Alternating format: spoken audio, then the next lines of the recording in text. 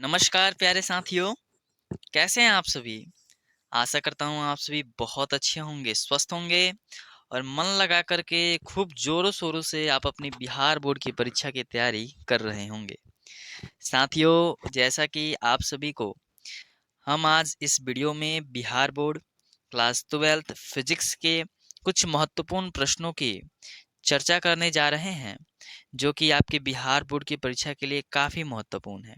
और हम आपको यह भी बता चुके हैं कि अभी से परीक्षा तक जितने भी प्रश्नों की चर्चा होगी, वे सभी प्रश्न आपकी बिहार बोर्ड की परीक्षा में वहाँ से ही रहेंगे। तो आप लोग बिल्कुल ज़ोरों-शोरों से मन लगा करके जितने भी हम प्रश्न आपको बता रहे हैं, आप उन सभी प्रश्नों को याद करते जाइएगा। साथियों, ये जितने भी प्रश्न हैं हम पहले ही करवा चुके हैं, ठीक है? आशा करता हूँ आप सभी इन सभी वीडियो को देख चुके होंगे और सभी प्रश्नों को आप अपनी कॉपी में लिख करके अवश्य याद कर लिए होंगे, ठीक है? चूँकि हम जितना भी प्रश्न करवाते हैं, सभी गेस क्वेश्चन की तरह कार्य करते हैं और आपके पिछले वर्ष के प्रश्न पत्र के भी कुछ प्रश्न रहते हैं, जो कि आपकी बिहार बोर्ड की परीक्षा 2025 में पूछे जाने की संभावनाएँ रहती हैं। तो बिल्कुल काफ़ी शानदार-शानदार, काफ़ी महत्वपूर्ण प्रश्नों को हम करवाते हैं, ताकि आपकी तैयारी काफ़ी अच्छी तरीके से हो, आप बेहतर से बेहतर अंक ला सकें। तो साथियों, हमने पिछले क्लास में वोल्ट मीटर क्या है, ठीक है? ये सभी के बारे में हम लोगों ने पिछले क्लास में पढ़ा था। और आज का हमारा महत्वपूर्ण प्रश्न है कि दिक्पात कोण तथा नति कोण क्या है? दिक्पात कोण तथा नति कोण क्या है? तो आंसर लिखेंगे कि पृथ्वी के सतह पर किसी बिंदु पर चुंबकीय याम्योत्तर तथा भौगोलिक याम्योत्तर के बीच के कोण को दिक्पात कोण कहते हैं। क्या लिखना है कि पृथ्वी के सतह पर किसी बिंदु पर चुंबकीय याम्योत्तर तथा भौगोलिक याम्योत्तर के बीच के कोण को दिक्पात कोण कहते हैं। फिर पैराग्राफ चेंज करके लिखेंगे नति कोण के बारे में, या साथियों आप दिक्पात कोण को डैश दे करके भी लिख सकते हैं, नति कोण को भी डैश दे करके लिख सकते हैं। नंबर आपका बिल्कुल कटने वाला नहीं है। इस प्रकार से भी लिखें या वैसे भी लिख सकते हैं। पैराग्राफ चेंज करके लिखेंगे कि पृथ्वी के चुंबकीय क्षेत्र तथा पृथ्वी के क्षैतिज के बीच के कोण को हम लोग क्या बोलते हैं भैया? नति कोण बोलते हैं। बिल्कुल, आप इन सभी प्रश्नों को आप अपनी कॉपी में लिख करके अवश्य याद कर लीजिएगा। देखिए, बिहार बोर्ड में यह प्रश्न काफ़ी बार और काफ़ी महत्वपूर्ण भी है इस साल की परीक्षा के लिए कि नेत्र की समंजन क्षमता से आप क्या समझते हैं? नेत्र की समंजन क्षमता। तुरंत यह जब क्वेश्चन आए तो आपको यह आंसर जरूर याद आ जाना चाहिए कि नेत्र की वह क्षमता जिससे वह किसी दूर या नज़दीक स्थित वस्तु को स्पष्ट दूर दूर या नज़दीक स्थित वस्तु का स्पष्ट प्रतिबिंब रेटिना पर बनाता है, तो उसे नेत्र की समंजन क्षमता कहते हैं।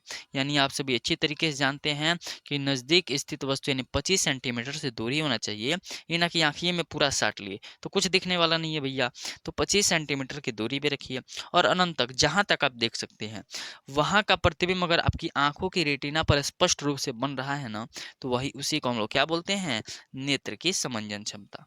चलिए अगले प्रश्न की तरफ बढ़ते हैं और अगला बहुत ही महत्वपूर्ण प्रश्न है कि आवर्धन एवं आवर्धन क्षमता में क्या अंतर है? आवर्धन एवं आवर्धन क्षमता में क्या अंतर है? तो आवर्धन लिख करके डैश देंगे, लिखेंगे प्रतिबिंब की ऊंचाई तथा बिंब की ऊंचाई का अनुपात आवर्धन कहलाता है। प्रतिबिंब की ऊंचाई तथा बिंब की ऊंचाई का अनुपात आवर्धन कहलाता है। देख रहे हैं साथियों, कितने आसान आसान हम उत्तर लिख रखे हैं, ताकि आप एक बार पढ़ें, दो बार पढ़ें तो आपको तुरंत याद हो जाए।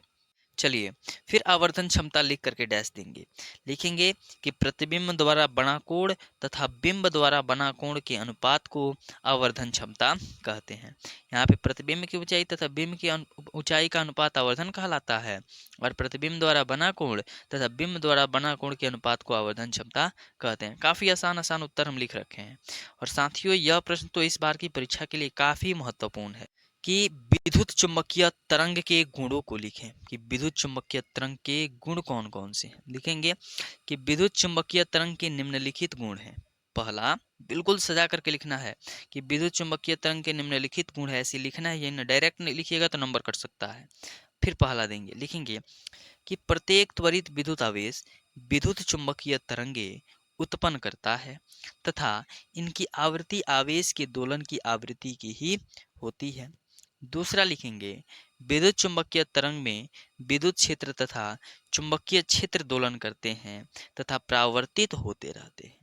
अगला लिखेंगे कि विद्युत चुंबकीय तरंगे विद्युत क्षेत्र तथा चुंबकीय क्षेत्र के लंबवत संचरण करती है तथा विद्युत क्षेत्र और चुंबकीय क्षेत्र दोनों एक दूसरे के लंबवत होती हैं। और आज का आपका अंतिम प्रश्न है कि विस्थापन धारा क्या है।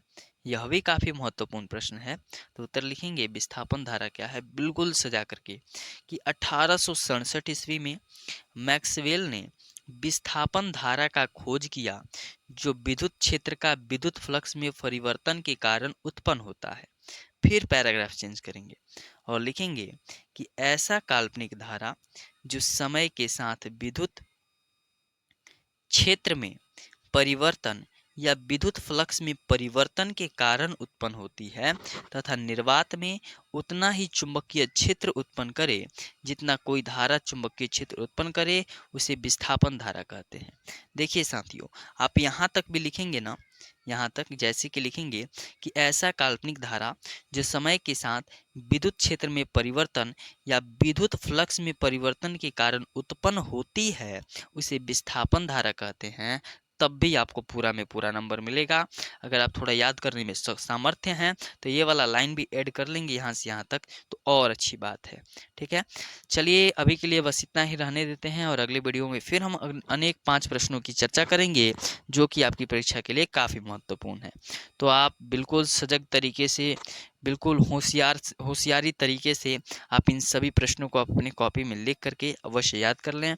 बहुत बहुत धन्यवाद, मिलते हैं अगले वीडियो में।